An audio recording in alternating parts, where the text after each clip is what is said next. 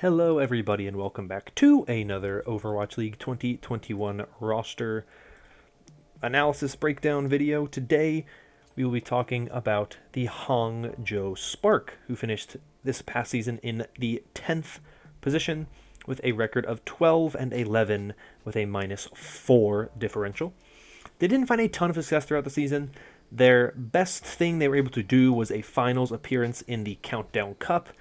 There's a bit of an asterisk there, of course. They got completely rolled by the Shanghai Dragons when they made the finals. And also, the side of the bracket they were on was a very weak side of the bracket. They didn't have to go up against the likes of the Shanghai Dragons or the NYXL or the Guangzhou Charge, who were playing their best Overwatch at the time. They did have to face the Seoul Dynasty and the Chengdu Hunters, that side of the bracket, and the London Spitfire were on that side of the bracket as well, but they didn't play a ton of very good teams. And considering this team was top 4 in 2019, it was a pretty down year for them. There were a lot of things that ended up happening to this roster that kind of affected things. They had Adora deal with some injury stuff, and Bazi ends up getting released. Architect comes in. Then they had a bit of an off-tank situation with Rhea getting injured, so they had to bring in QOQ. So they had a kind of rotating door of players at times, and it never really felt like they got their footing. They'd issue their support line, so this is a roster that going into 2021 has opted to make some pretty big changes. So let's take a look at what moves they made and talk about this team going forward. So let's start with the tank line for the Hangzhou Spark, because I think it's a very interesting place to look, and I'm very curious to see how they go with their starting lineup. There's a very interesting theme that this team went for. Obviously, it is a team representing China, but in the past, they had predominantly Korean players. And while the roster is still predominantly Korean this season, it is actually a 7-5 split. They have 7 Korean players, 5 Chinese players, a 12-man roster total. So it's interesting to see what they're going to do. Their tank line is split 50-50. They have 2 Korean players, a Korean main tank and a Korean off tank, and 2 Chinese players, a Korean main tank and a Korean off tank. Of course, their Korean main tank is Gushui, who I still think is one of the best main tanks in the league. If you have to have one player who can play pretty much any main tank, there are none. Well, there might be some, but there are very few that are better than Gushui at all of the main tanks. He is very good at all of them. His Winston especially, of course, is very good, but he has a good Reinhardt, a good Orisa. His Wrecking Ball is pretty good as well. There definitely are some other Wrecking Balls in the league who are better than Gushui, but he is somebody who I think will definitely still be a starter for this team for most, if not all, of the season. Where things get interesting is that this team also brought in a young main tank, Takoyaki, who most recently played for Team Diamond, but he also played for Element Mystic and Meta Athena. He is a main tank who Rush, the head coach of the Dallas Fuel, has given very high praises to in the past. He actually said coming into the league, he thinks he is the best main tank joining the Overwatch League this season. And when you have the likes of Mag and Fuse, who have been very highly rated in the past, you have your players like Junggu coming in from contenders as well. If you want to include I'm having a mind fart of the guy for the NY Yakpung. If you want to include him as well, you can do that. But Takoyaki is the player that Rush said was the best. Now, Rush has coached Takoyaki before, so it is to kind of be expected for him to say that, but it is interesting to see him get such high praise. I don't know how much he'll play, if he'll replace Gushui or not. Gushui has been very central to this team's success. If you remember back in 2019, anytime Gushui played, the team was just significantly better. Compared to when he was playing, compared to when No Smite was playing, there was just a huge disparity. That the communication was pretty much an issue, or still clearly a problem. But Gushui was just able to elevate the team to a level when he was able to play, even with those communication issues, the team was better. So it'll be interesting to see if Takoyaki does plug into this team. He is currently 17, but he turns 18 in April, so it's not that big of a deal. He will be eligible to play pretty early on in the season, if not by the time the season itself has already started. It also gets interesting to see how it's going to turn out when you look at the off-tank position.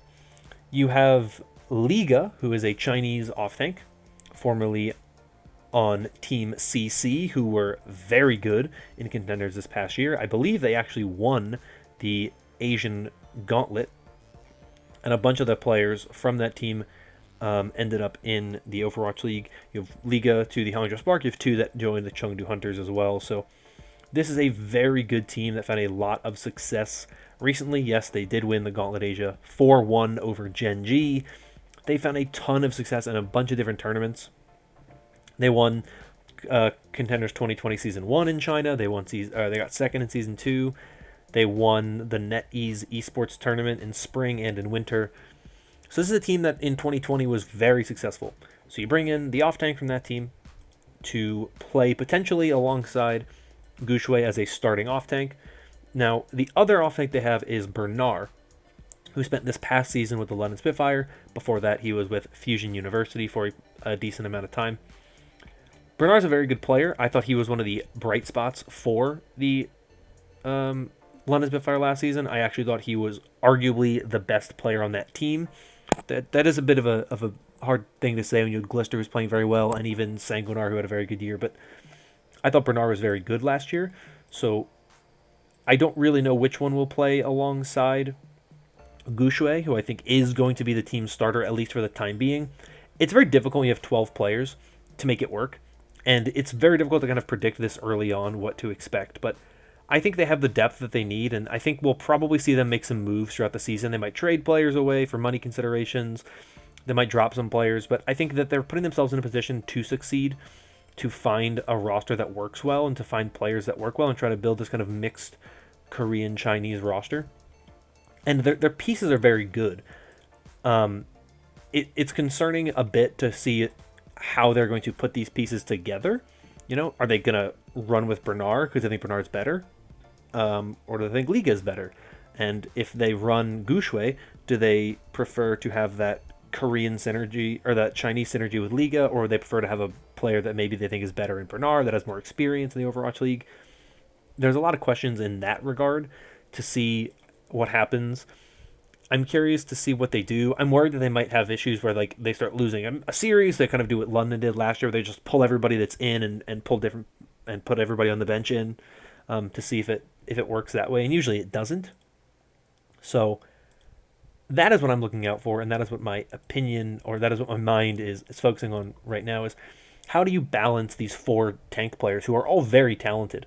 How do you make it work when you have such a strong set of players? How do you make sure that everybody gets the play time that they need? And how much are they going to prioritize ensuring that the players that are in are always the best possible players they could have in? That is what I think is the most important aspect for this team in finding success. Moving on to the damage dealers. This is the spot where I feel like the team is going to have the least difficulty making it work. They have 3 Korean players on their DPS line with 1 Chinese player. That Chinese player is Shy. He's a hit scan player. Pretty big like Widowmaker specialist, I think a lot of the time, what I would expect from him. He used to be a support player. He is now a DPS player. He's only 18. He's a very young player, so he has a lot of time ahead of him. Before playing on the Hangzhou Spark, he was with Billy Gaming. Even before that, he was on X6 Gaming, which is very interesting because a lot of the players on the Hangzhou Spark were at one point in time on that roster. Now, most of those players were gone before Shy joined the roster. Everybody actually was on that roster. Everybody was gone before he joined, with the exception, different Mika, sorry. So everybody was gone before then.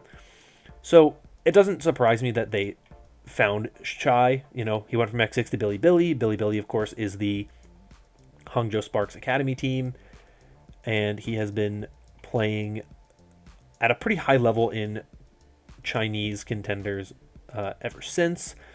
They were never the best team, but they were pretty good in a lot of cases. He was on the World Cup team in 2018, like I said, where he did very well. So he's an interesting player to watch. I don't think he'll get a ton of playtime when you have the likes of Godsby and Architect still on this roster. Architect, obviously, like the king of flex play. Godsby, also a very good hit scan player. I expect Godsby Architect to be the main two that play. Shy might come in for those double hit scan metas. That's mostly where I'd expect to see him come in. So if they need a Widow McCree for whatever reason, he might be their best tracer as well. I think Architect is probably the tracer player, or Godsby actually. So I really do think it probably will only be those kind of double hit scan metas if they come up, like a Widow Ashe or a Widow McCree type of meta. That's really the only place I'd expect to see him come in. The fourth DPS player is So-Min Soo, who is a flex DPS player through and through, known for his Doomfist, his Pharah, his Hangzhou, stuff like that, even Reaper.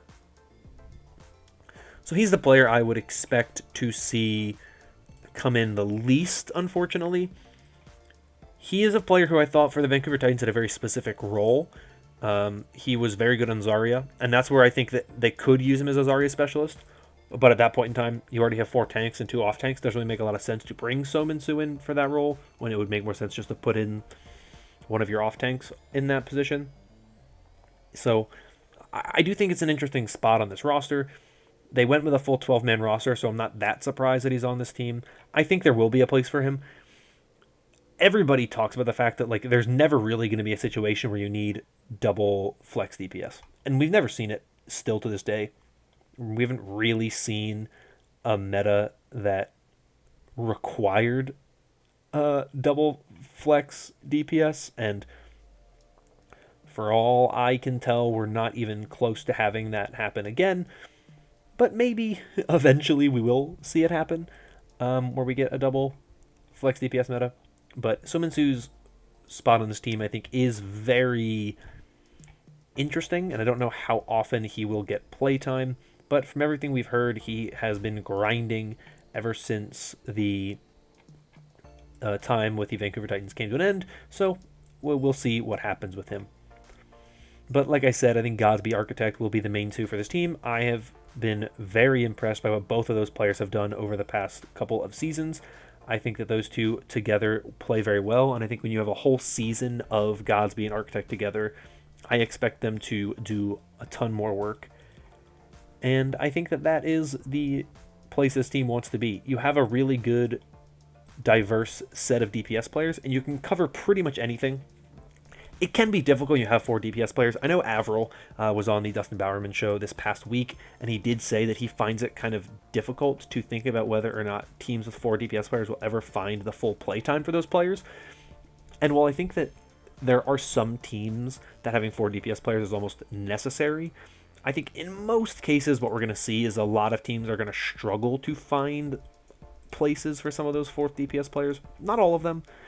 The Spark are a team where I think it will be difficult because you have Godsby and Architect, who are both very talented and pretty flexible as well, that I think there's so few situations where you're going to want to take Architect out and put So-Min Soo in, whereas there's more situations where you might have to take Architect out and put Shy in because you might need a double hit scan. So it is interesting. It is what I'm looking out for the most part for this team, because I think that is really the key for this team going forward, is how much will they have to make those types of moves, and how often will we see them make changes and swaps with those DPS players. The final position, or final role for this team, is the support line.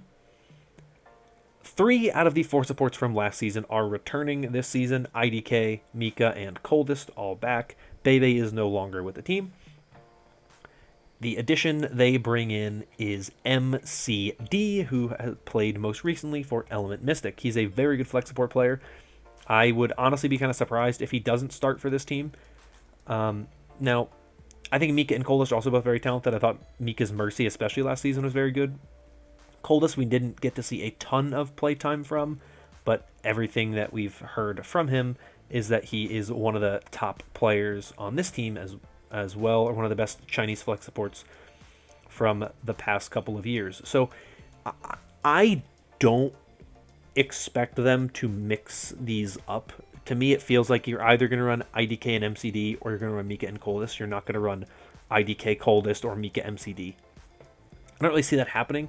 You might have to run, say, MCD Coldest if you need a double flex support meta come up. You know, you have to run those two together. I could potentially see that happen. I don't expect it to happen, but there's a possibility that it does eventually happen, that something like that comes up. But I think this is a pretty good support line. IDK is an interesting player. I thought he had a pretty down year in 2020. He had a very good year in 2019. His Lucio in particular is very good. He was a role star in 2019, so he is a player we know is good and who has found a lot of success in the Overwatch League. I'm curious to see if he can continue that, because he did have a down year this past year, and I wouldn't be surprised if they try to rely heavily on Mika and Coldest. And I wouldn't be very surprised, especially if they try to go for a Chinese tank line and support line, while focusing, of course, on a Korean damage duo. The question, of course, is obviously going to be Bernard or Liga there, but I think Mika and Coldest do have a very good chance of being the starters for this team, because we did down the stretch see Mika play a lot. Though he played primarily Mercy, I think that's really what's going to determine who plays and when. IDK is more versatile. His Lucio's good, and he's got a BAP that he can pull out. Mika is definitely a very good Mercy player, and I think that is primarily where we're going to see Mika play. In the flex support side, MCD and Coldest really play the same heroes. There's not a huge difference between the two of them, so it comes down to who they think is the better of the two. I think MCD is the stronger player. I think he has looked better recently. If you're going to want a Korean backline, you're definitely going to want to play MCD more. I don't necessarily think that that is a guarantee. I think this is a team, to my knowledge, that comms in English, but I'm not 100% positive. Regardless, you're not going to be comming in your native tongue most likely anyway. There are some Chinese players who know how to comm in Korean, but when you have a mixed roster like this, where it's so like split down the middle, chances are higher, I think, that they would probably comm in English. It's not like the Shanghai Dragons, where you have one Chinese player and a bunch of Korean players, so you make sure you have a Chinese player that actually can comm in English, or comm in Korean, where it makes more sense and he'll fit in more. So it is interesting to see, and I think I'm most intrigued personally by the way in which this team utilizes all of their players, because you have 12 players. It's a lot of people to have on a team, especially when this team has had some success in the past, but a lot of times was really struggling to find their real big major footing. Now, they did add a new head coach during the season in Pajan, who was formerly, of course, the head coach for the Vancouver Titans. So it doesn't surprise me that he would bring in So Min-soo, because he knows that So Min-soo is a good player, and he knows how to use So Min-soo, and he knows how to kind of fit him into this roster and find places for him on this team. So I'm not surprised that that is somebody that was brought in. They also brought in Andante to be an assistant coach, who was previously a coach for the Vancouver Titans. So you see that Vancouver Titans coaching staff really being brought together here to make this Hangzhou Spark roster good. And I think that is something that needs to be really highlighted. That Titans roster, despite all the turmoil that ended up resulting in the roster falling apart and the organization kind of collapsing and them falling back on NA and Western talent, what we see is that this team has a lot of very good players and a coaching staff that in the past found a lot of success in the Overwatch League. That, to me, is the most important thing to understand about this team. They have a very, very good roster. And I think that when you have a coaching staff that can make it work, you have the potential to be one of the top teams in the league. So, all that considered, I do actually think this is a very good team with a lot of potential and a lot of talent that might be able to contend and compete with some of the best teams in Asia. Now, it's a tough region to be in. We have to play the likes of the Shanghai Dragons, the Seoul Dynasty, the Guangzhou Charge, NYXL, Philadelphia Fusion. These are some very tough rosters, and even I think the Chengdu Hunters have improved a lot. These are some really good teams, and I think you have to be very good. You have to understand your team. You have to have the like almost perfect levels of performance. And I wouldn't be surprised if, as the season progresses, we start to see this roster fall back a lot more heavily on its Korean players. As good as I think Gushui is, and I think Mika and Coldest are very good, and League is very good, Shai even, obviously, very good. These are very, very good Chinese players. As the season progresses and you have a Chinese or a Korean head coach, and you have 7 players on your roster that are Korean, it wouldn't surprise me if, come late in the season, Takoyaki, when he's of age in April, early in the season, they might start putting him in, and they might put him alongside Bernard, and they might be running Godsby IDK in the DPS line, and they might have MCD and I said Godsby IDK, didn't I? Godsby Architect, and then IDK, MCD in the back line. And this might be a roster that is a very predominantly Korean roster with Korean players playing for the most part, and the Chinese players sitting on the bench. I don't really know what to expect. So I think this roster has a lot of talent, a ton of really, really good players, and I think this team has a really good chance of being one of the best teams in the league and being a contender in a very crowded and tough APAC region. I have a lot of questions about how this roster is going to make all these pieces work.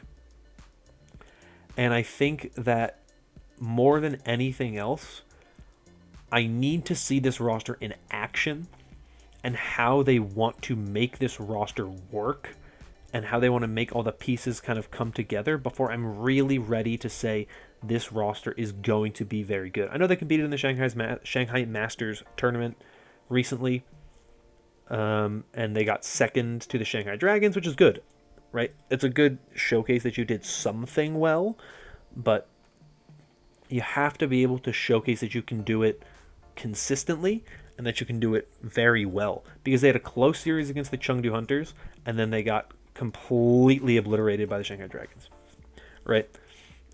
And you can't be doing that as often when you want to compete in this region that I think is very good.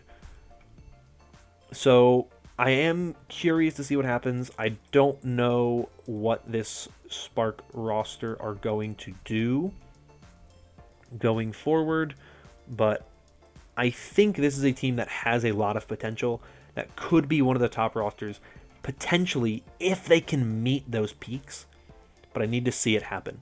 So right now, I'd put them kind of in that middle of the pack in APAC. I think Shanghai is better than them. I think the Seoul Dynasty are probably better than them. The Guangzhou Charge look like they might be better than them.